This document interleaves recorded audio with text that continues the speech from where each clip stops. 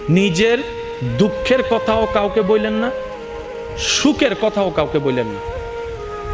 কথাটা একটু শুনতে আপনার কাছে অন্যরকম লাগলেও একটু ভিতরে গেলে আপনি নিজেই বুঝতে পারবেন।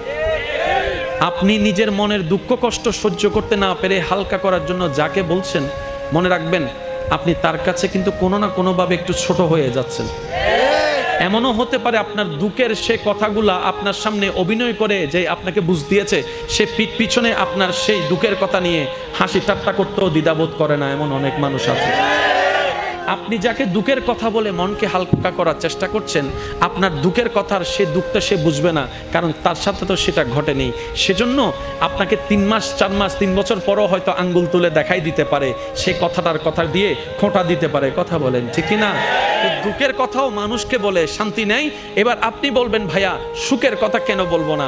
আমি বলি কি ভাই, দুঃখের কথা শোনালে যেরকম মানুষ দাম দেয় না, সুখের কথা শোনালে মানুষ বদনজর লাগাইয়া সেটাও নষ্ট করে দেয়। কথা বলেন ঠিক কিনা?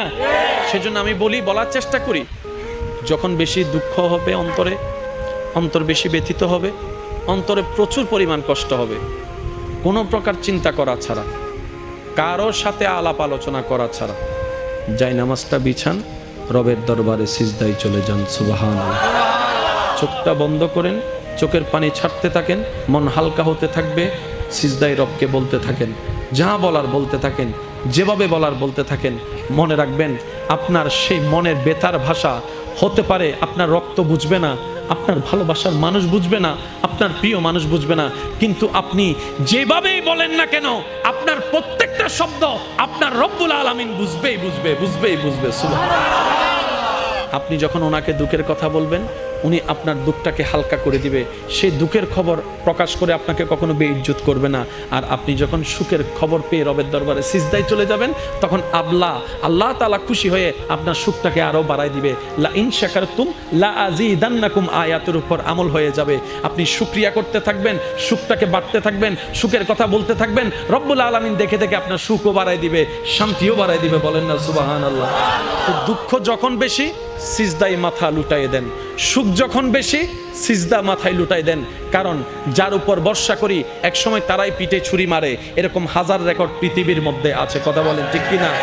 কথায় আছে সবচাইতে কাছের মানুষরাই সবচাইতে বেশি ক্ষতি করে। শত্রু যখন ঘরে থাকে বাহিরে শত্রুর কোনো দরকার হয় না। সেজন্য আজকে যে বন্ধু কালকে সে শত্রু হয়েছে, এমন অনেক নজির পৃথিবীতে আছে। আমার দিকে তাকাই হলো, আমি ভাইয়ের কথা রাখার জন্য হলো মায়ের পায়ে ধরে ক্ষমা চাওয়া শুরু করেন, বাবার পা ধরে ক্ষমা চাওয়া শুরু করেন। মনে রাখবেন এদিকে মা বাবা আপনার উপর খুশি হয়ে যাবে, রব আপনাকে কবুল করে নিয়ে যাবে। সুবহানাল্লাহ। জান্নাত পাওয়া সহজ, আমরা কঠিন বানাই ফেলেছি। এখানে সংসারে টাকা কামাই এমন ভাই আছে না? আছে। হাত তোলার দরকার নাই, আছে না? আছে।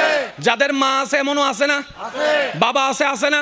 আছে। আমার একটা আবদার মনে রাখবেন, আপনার মা বাবা যদি আপনার টাকা দিয়ে ওনাদের পেট চলে, যেটা আমাদের সমাজে বলে আর কি, আপনি চালান আপনি খাবান, এমন যদি হয় এই কথা কখনো চিন্তায় আনবেন না আমি আমার মারে খাওয়াই, এই কথা চিন্তায় আনবেন না আমি আমার বাবাকে খাওয়াই, বরং ওনাদের উসিলায় আল্লাহ আপনাকে কামানোর তৌফিক দান করেছে।